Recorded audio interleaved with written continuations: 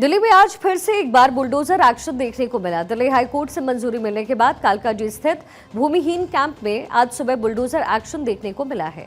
Notice की मियाद खत्म होने के बाद आज तोड़फोड़ शुरू हुई। 2 दिन पहले ही स्थानीय विधायक और पूर्व सीएम आतिशी मार्लेना इन टूटने वाली झुग्गियों के पास पहुंच करके प्रदर्शन करती नजर आई। उन्हें यहां से अरेस्ट भी किया गया। वो रेखा गुप्ता सरकार के खिलाफ भी काफी कुछ बोलती हुई नजर आई। इस कार्रवाई से नाराज यहां के लोगों का कहना था कि कुछ लोगों को घर मिल गए हैं, लेकिन उनका क्या जिनको घर अभी तक नहीं मिले।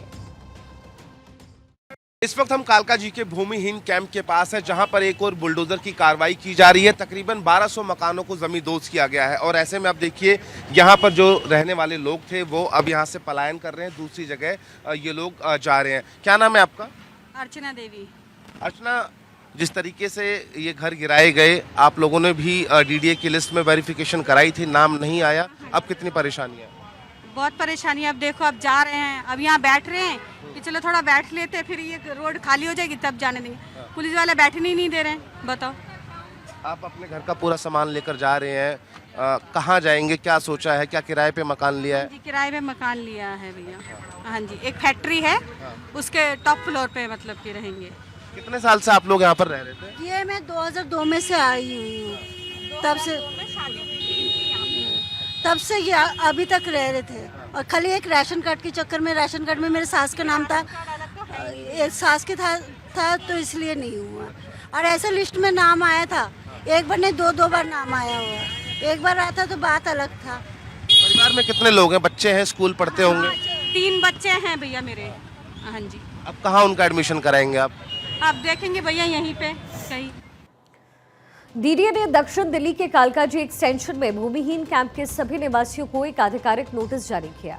हाईकोर्ट के आदेश के बाद जारी इस नोटिस में अवैध झोपड़ियों के खिलाफ बुलडोजर एक्शन के चलते परिसर खाली करने के निर्देश दिए गए। दिल्ली के कालकाजी में बुलडोजर एक्शन हुआ है। तकरीबन 1200 झुग्गियों को गिराया गया। इस डिमोलिशन में 2000 लोग बेघर हुए हैं। हाईकोर्ट के आदेश के बाद ये पूरी कार्रवाई हुई।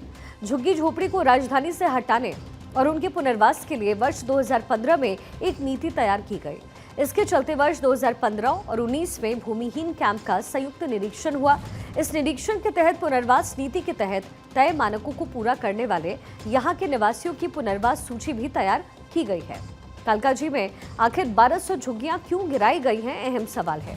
भूमिहीन कैंप में 1990 से अवैध निर्माण, पहले सड़क किनारे झुग्गियां बनाई गई, फिर पूरी कॉलोनी में सेमी परमानेंट निर्माण हुआ। दिल्ली हाईकोर्ट ने अवैध निर्माण गिराने को मंजूरी दी। हाईकोर्ट के आदेश के बाद डीडीए ने नोटिस जारी किया है। 3 दिन के अंदर झुग्गियां खाली करने को कहा गया। डेडलाइन खत्म होने के बाद आज सुबह 5 बजे से एक्शन हुआ। वहीं दिल्ली के बटला हाउस में प्रस्तावित तोड़फोड़ के खिलाफ आम आदमी पार्टी के विधायक अमानतुल्लाह खान को दिल्ली हाईकोर्ट से बड़ा झटका लगा। कोर्ट ने उनकी जनहित याचिका को खारिज करते हुए तोड़फोड़ पर रोक लगाने से इनकार कर दिया है। हाईकोर्ट ने साफ कहा कि यह मामला जनहित याचिका के तौर पर नहीं सुना जा सकता, बल्कि प्रभावित लोगों को खुद अपनी याचिका दायर करनी पड़ेगी। बटला हाउस को कोर्ट से राहत नहीं मिली है। सुप्रीम कोर्ट, दिल्ली हाईकोर्ट अवैध निर्माण गिराने का आदेश, डिमोलिशन पर रोक न लगाने से की बात जो है वो कोर्ट की तरफ से कही गई है। कोर्ट ने अमानतुल्लाह खान को आदेश दिया था कि प्रभावित लोग 3 दिन के भीतर संबंधित प्राधिकरण के सामने अपनी याचिका दायर कर दें। 20 के बाद से लोग वहाँ रह रहे हैं। 50 साल 54 साल वहाँ लोगों को हो गए। आपने अचानक उसको अनऑथराइज से अलग कर दिया, अचानक जो है आपने पीएम उदय से अलग कर दिया। मेरी ये समझ में आता, जो जीएनसीटी एक्ट है, जीएनसीटी एक्ट में 2014 से लेकर 2026 तक वो एरिया तो वहीं था, वो उसमें कवर्ड क्यों नहीं होता? तो ये जिस तरह से डीडीए इस पूरे इलाके को डेमोलिशन करना चाहती है, वो मेरी समझ से बाहर है। रेखा गुप्ता जी कह रही हैं कोर्ट का ऑर्डर है, लेकिन उनके वकील आकर के यहाँ तोड़ने की बातें करते हैं, यहाँ मुखालफत करते हैं।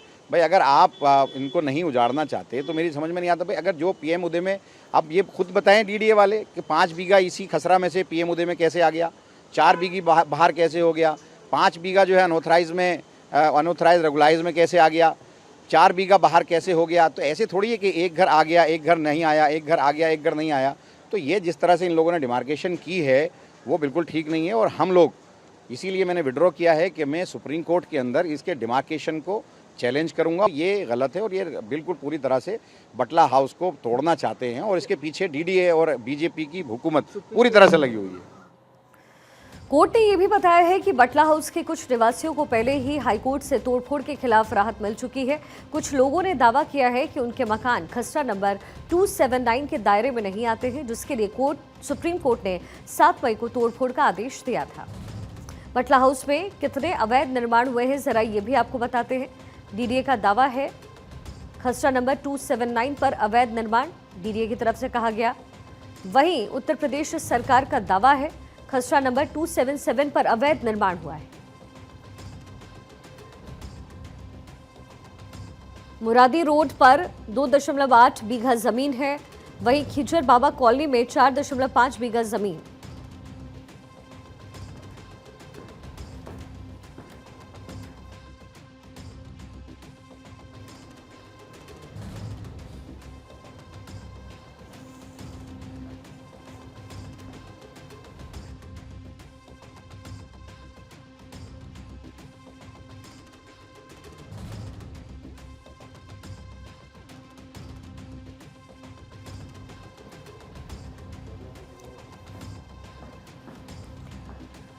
तो देखिए लगातार यहाँ पर जो बुलडोजर कार्रवाई है वो हो रही है। कोर्ट ने इस बात पर भी सवाल उठाया है कि जब प्रभावित लोग पहले ही इस मामले में याचिका दायर कर चुके हैं तो इसे जनहित याचिका के तौर पर आखिर क्यों सुना जाए। बाटला हाउस में बुलडोजर एक्शन क्यों हो रहा है? दरअसल ओखला के बाटला हाउस इलाके में अवैध निर्माण हुए हैं। मुरादी रोड और खिजर बाबा कॉलोनी में लगे हुए जो लाल निशान आपको नजर आ रहे हैं वो 26 मई को डीडीए ने घरों के बाहर चिपकाए नोटिस और 15 दिन के अंदर मकान खाली करने का आदेश और इसी वजह से ये रेड क्रॉस आपको नजर आएगा। सुप्रीम कोर्ट के आदेश के बाद डीडीए का बड़ा एक्शन देखने को मिला। बटला हाउस में डीडीए की तोड़फोड़ की कार्रवाई हुई है। सुप्रीम कोर्ट के आदेश के तहत ये कार्रवाई हो रही है। डीडीए ने 26 मई को कई इमारतों पर नोटिस चस्पा किए जिसमें 15 दिन में अवैध निर्माण खाली करने को कहा गया।